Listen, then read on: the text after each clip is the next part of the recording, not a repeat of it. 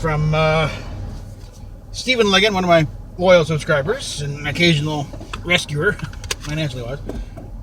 Why I had to become a patron, I don't know, but another issue. Rules for reboots, he suggested. Well, let's see. I'm not sure about rules for reboots per se, but I think there should be some considerations before starting a reboot. Let's just sort of go through them here, I think. First thing you need to look at before you decide you're going to take the franchise and reboot it, how good was a thing in the first place? And is there maybe, is there any real viability to it? Like, let's take Battlestar Galactica, for instance. Oh, very much beloved. We all, I used to, zoom around on my bicycle. I was on a Colonial Viper, and I had most of the models. I never could track down, I had the Galactica, I had the, never to get a base star, but man, and I finally, after a bunch of years, got my own Colonial Warrior jacket, one of those denim ones that they had in the back of Starlog. I got one of those finally. It's close to fit. Now it would be a problem, but at the time I got it, it was pretty close to fitting. I had to dye it brown to make it the right color, but if you go back and actually look at the product itself, it really wasn't that good. Some of those episodes really stunk on ice. They were really B-grade crap. And we love that show mainly because of the actors involved, the personalities. But and the premise, especially in a post 9/11 world, it has a little more resonance. But as it presented originally in 78, I think it was 79, it was kind of, it was pretty iffy stuff. It was rushed into production trying to capitalize on Star Wars. Not saying he ripped it off, because George ripped off everybody. That's why the lawsuit was dismissed. But if you can take that and make something a little more meaningful, a little more viable, then you go ahead with it. And also, if nothing really happened with it, because very little been happening with Galactica for a while anyway, so it was pretty much a dead franchise. Now Richard Hatch, his little his fan film, what he did, that did show there was interest in Battlestar Galactica as a property, not necessarily rebooting it or restarting it as it was and picking up where they left off, because where they left off was really kind of a weird place. But there was viability in the franchise, and the reboot worked. It was handled well and respectfully, but it was also as a reboot, and made no bones about it being a reboot. Let's take these attempted to try and reboot Star Trek as a counterexample. There was no question about the viability of the franchise. It was still, I think there was some debate about the status of it at the time. I say there was nothing wrong with it at the time as far as viability. What the declining viewership and ticket sales were about was reaction to the quality. It wasn't franchise fatigue. It was bad franchise fatigue.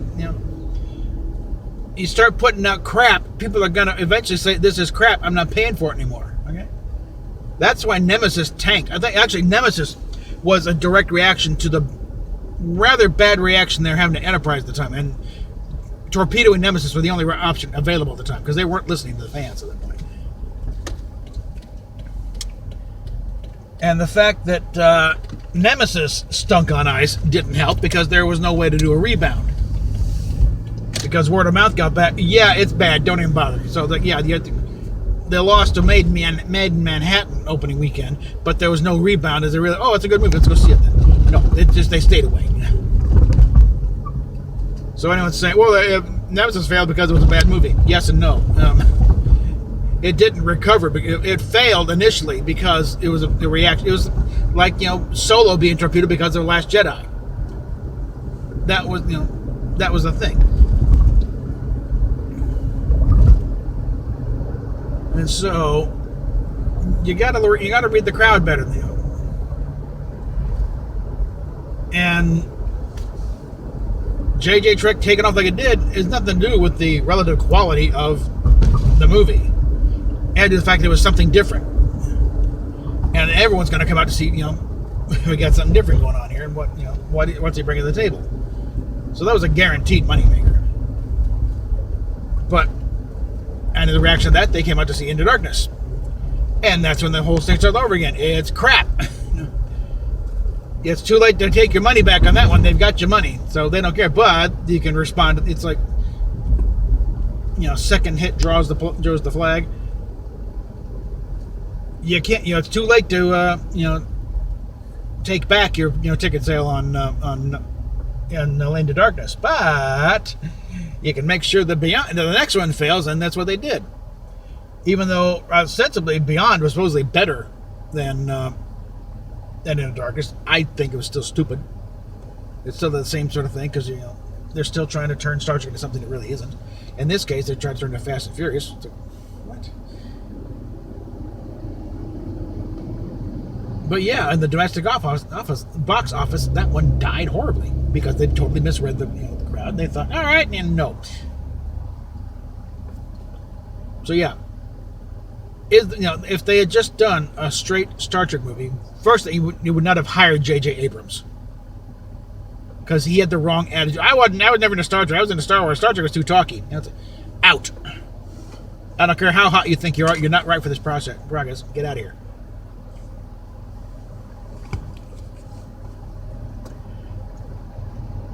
That's another thing.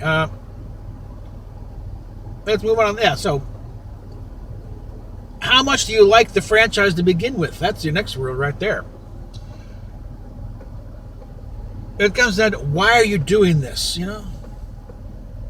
Because we're constantly asking about Star Trek right now with Kurtzman. And if you don't like Star Trek, why are you making Star Trek? Or trying to make Star Trek? I don't think they've succeeded yet. Because, let's see. And really, I'm not sure we can really count Cobra Kai or Creed as reboots, because that's another thing. I guess going back to the viability thing, does it really need a reboot? Or can you just pick up where it left off with a direct sequel? Let's look at Ghostbusters. They tried a reboot. You're dealing with people who really had no great affection for the initial two movies to begin with, or the cartoons and everything else. It's a job. Paul Feig starts throwing out stuff. I wonder if some of the stuff he threw out was just trying to talk them, because he didn't want to turn the job down 4 times. And I wonder if that last little pitch was trying to make it so over the top and idiotic that they would finally say, okay, you don't want the job, go away. No, but instead they went for it. So he kind of maybe stuck himself, okay, well, I guess I got to do it now. And what are they doing now? A direct sequel now, bringing in Jason Reitman, a hardcore fanboy of the show. Not just because his dad was in. He was a kid when they made it. He was in Ghostbusters 3. No, Ghostbusters 2. He was the kid. My old man says you guys are fakes or whatever, frauds. That was Jason Reitman. He's now directing the third one, and it's going to be a direct sequel. It's going to be essentially Ghostbusters 3. In fact, I hope the hell they call it that. Just the one little smack at Leslie Jones. Shut the fuck up. Your movie didn't exist. Well, you're pretending like the first movie didn't exist, so fair is fair, bitch. Okay. But, yeah, does it need a reboot? Galactica, I think, probably needed a reboot, because there was just so much weird there that and I don't think you really wanted to take on all the strangeness with that late 70s attempted schlocky terminology all over the damn place show. So that one, the best thing to do was a reboot. Throw little touches here and there, acknowledging the original series, but make no point. This is a different universe. We're not going to see Dirk Benedict show up and try to claim name Starbuck. Although I did have a story idea for that, because we never met Kara's dad, did we? I figured that would have been perfect. And also explain, because they kind of touched on what kind of name is Starbuck anyway. It would have been a perfect thing. Have him as an old fighter pilot. His call name was Starbuck, and have it somehow transfer over.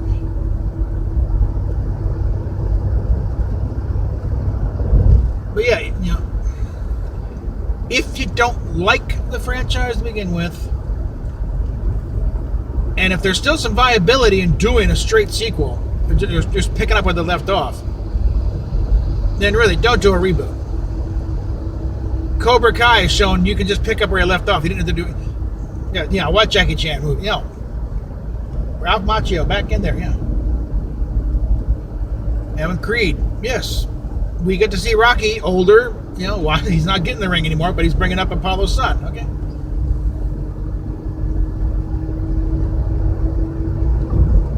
I think actually, and let's take this to Charlie's Angels, where I think they're screwing up a bit again, big time. I think you can have a lot more potential storyline, a lot more. Dig a little deeper here, and do a direct sequel to the series. Bring back Kate Jackson, Jacqueline Smith, Cheryl Ladd, and those are your main principals. The other ones, Tanya, and Shelley. I think that's what I'm. Yeah, it's never going to happen. So I'm going to make the pitch here. Basically, somebody's killing the Angels. Somebody that busted back in the old days in the series is they're out and they're getting their revenge. They're picking off the Angels, and it's up to and maybe have the big one being them killing off Ferris' character. What about Chris? Well, that's the one that finally got him going. Maybe find some footage, of a TV movie or something you can work in where a car blows up. But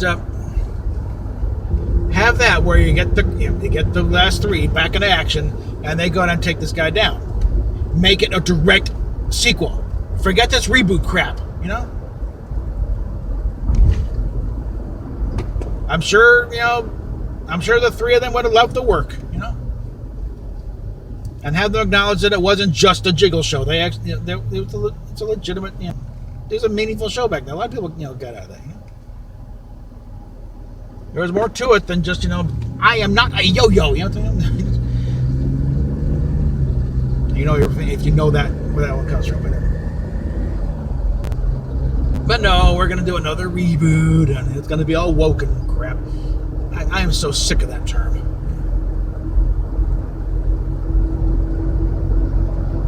And it is becoming a punchline now, because it's been so overdone, and everyone's just like, enough already.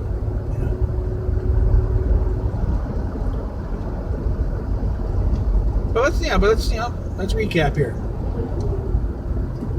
You want to reboot a franchise? Does it need rebooting? Is there a following? There's a viability to it? Could you just pick up where they left off and do something worthwhile?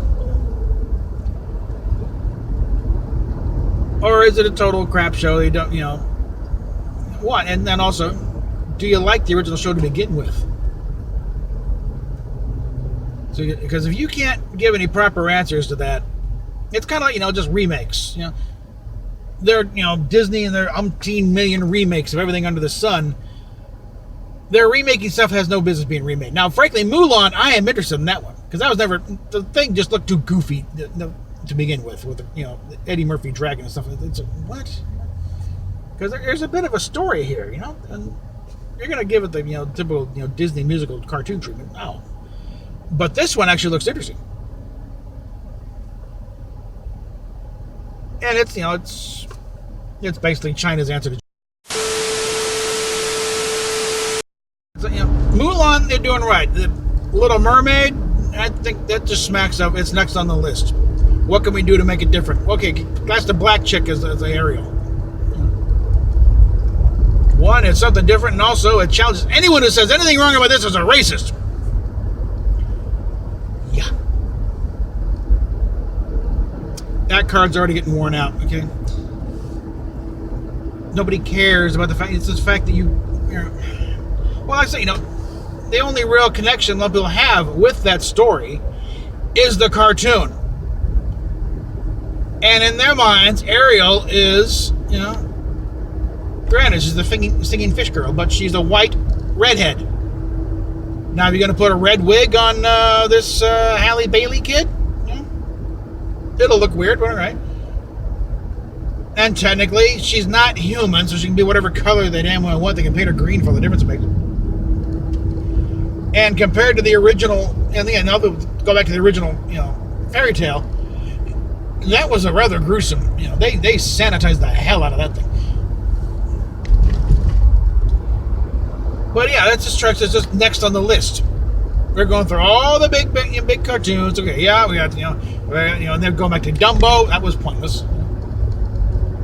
Yeah, I'm waiting for them to finally run out of movies. The only one left is Song of the South. That's the one movie in their entire freaking catalog, probably, that needs a remake. Okay, no real big changes. Just a little thing acknowledging what the Annie Bedlam South was a little more like. Okay. Because it did candy coat things a little bit, but it wasn't nearly as racist as Bill Cosby thinks, okay? Uncle Remus is still a very positive character. They kind of skipped a few things about the whole thing about he was probably a slave and God knows what he went through. But again, it was also like 1949. No one was interested in talking about that at the time, okay? We're talking a period where people are just trying to start to get along together, okay? Starting to accept, yes, the first baseman of the Dodgers is a black guy, okay? He's not bad. He's okay. You can deal with it. The world is not coming to an end because Jackie Robinson is playing for the Dodgers, okay? That's the kind of world where context is everything in these things, okay? So now, yeah, Song of the South. Pretty much do that, and I like bringing some of the original animation in there. It's not, those cartoons are still classic. But yeah. But I think some of the guys, it's kind of the step and fetch it thing. Again, let's be honest to the times here. All right. Yes, it was not good times back, in the land of cotton, but it also. You don't want to have Uncle Remus talking like Malcolm X. Let's be honest here, okay? For once in our life, let's be honest about the history here.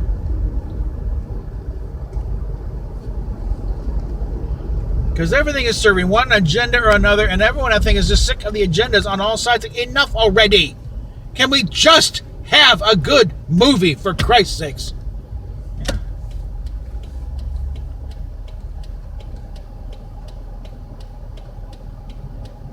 So that's where it's like,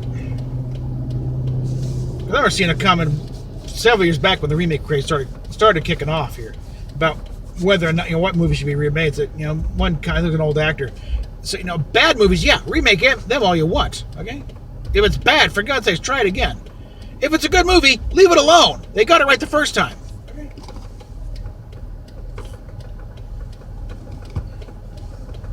There's one case I'm with Whoopi Goldberg. They should release Song of the South just as is. Have a little vignette explaining the times are different, what they kind of skipped over. But also the fact this was an Oscar-winning film. It won Best Song, for Zippity Doodah.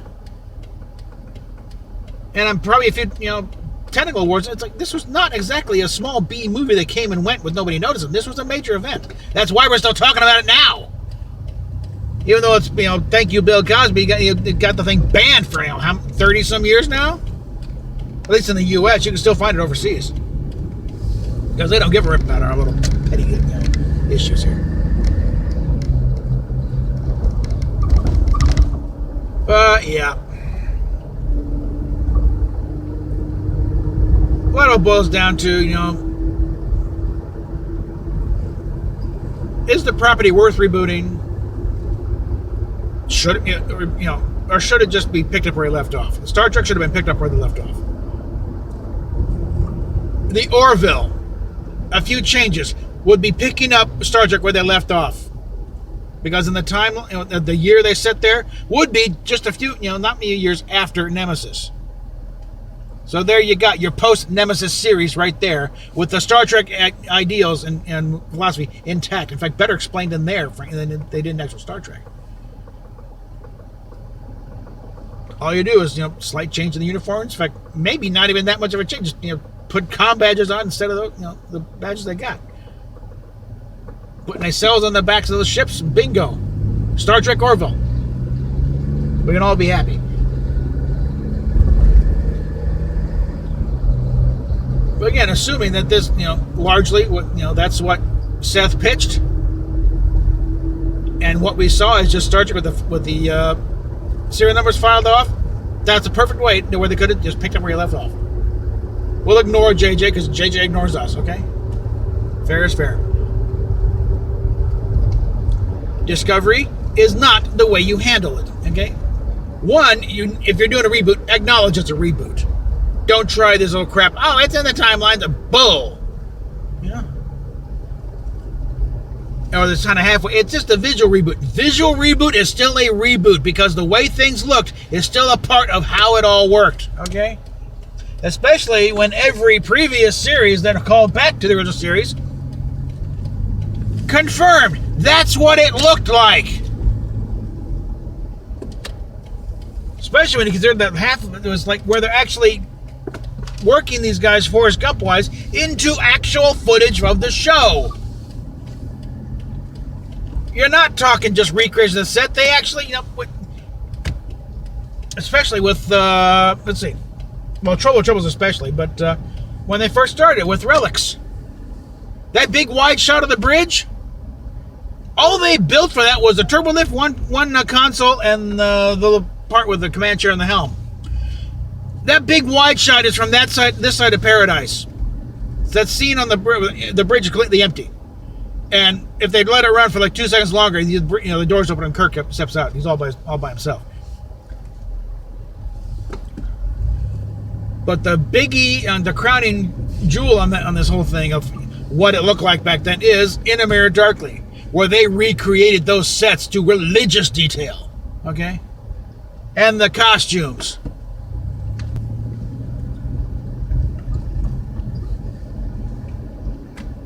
So, sorry, there is no way on God's green earth or in any multidimensional realm afterwards that you can go back and say that between the cage and where no man has gone before, that discovery happened. That just don't fly. I'm sorry.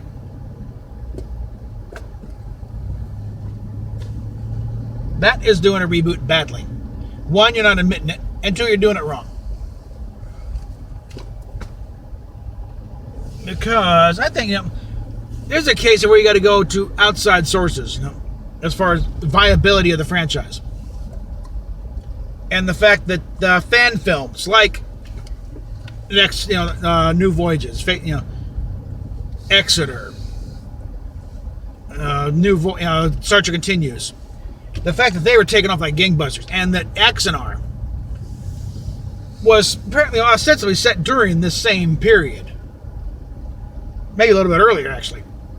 But they were holding fast to the aesthetic of the original series, the pilot era and before that. And the fans were fired up beyond all belief. They were so excited this, they gave, they literally get Peter's over $1 million, almost $2 million for this thing. And all they had was a 20-minute trailer that you really had nothing to do with.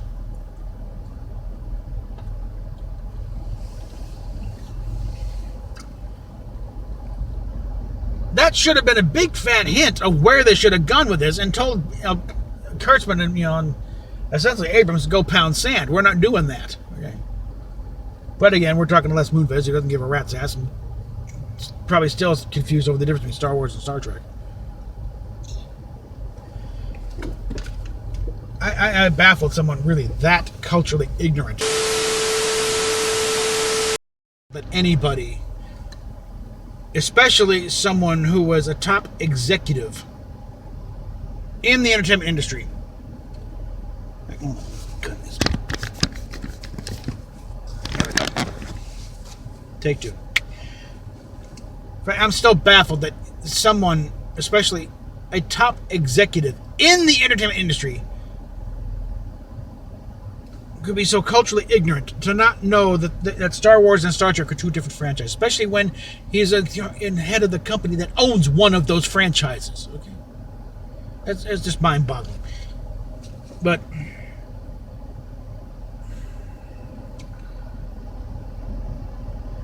yeah, it's remakes is a looser thing. We get but.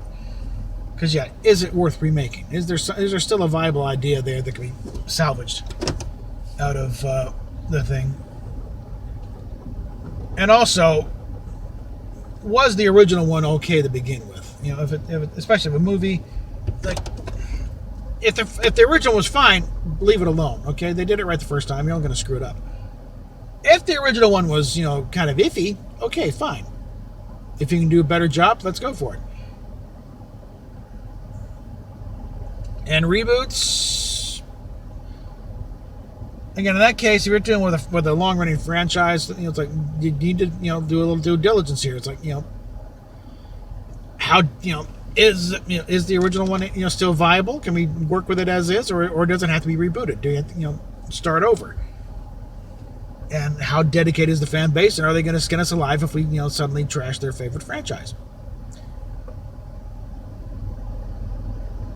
If the answer to any of those is kind of yes, and also, what is your interest in doing this in the first place? Do you have a deep, love of the original franchise? Are you a diehard, like, Man from U.N.C.L.E. fan who, wants to see the show brought back and done justice? And what is your idea for it? Are you gonna start over from scratch, recast Napoleon Solo and Ilya Kuryakin, or can we possibly?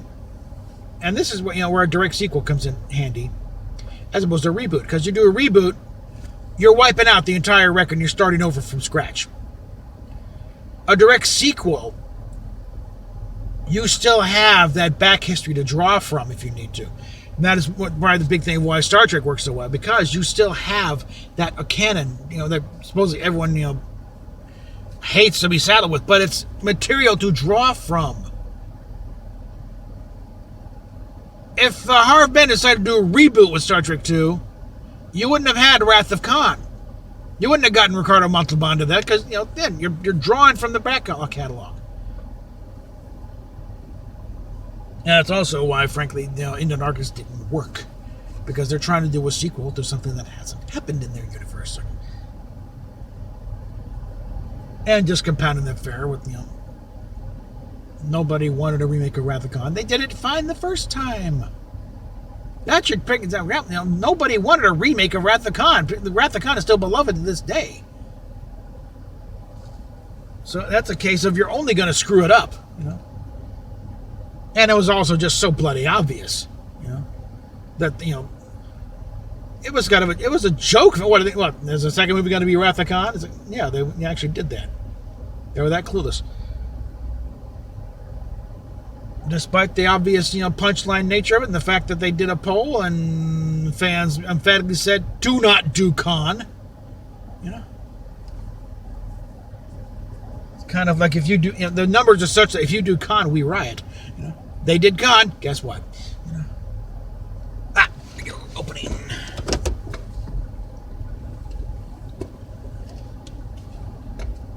So I imagine once this reboot mania is finally, done and dusted, hopefully we've all learned a little bit more about proper storytelling, what to do, what not to do. Frankly, I fear for the state of our just cultural mythology anyway, because we have people who can't even string together a coherent story. It's all built around set pieces and, effect sequences. But that's my thoughts before this thing cranks out again. Okay, PayPal, Patreon down below. We will talk at you later. Come on, off. This thing never started in the first place. What the hell?